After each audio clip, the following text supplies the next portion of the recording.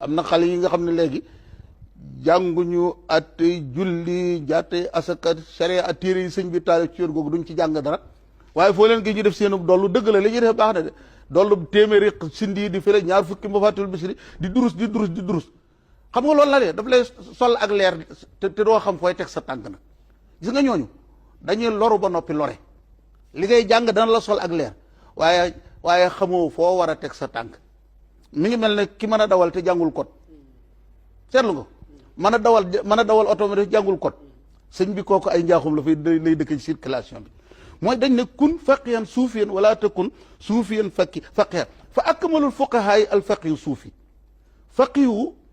ki nga xam ne moo dégg jurisprudence l'islam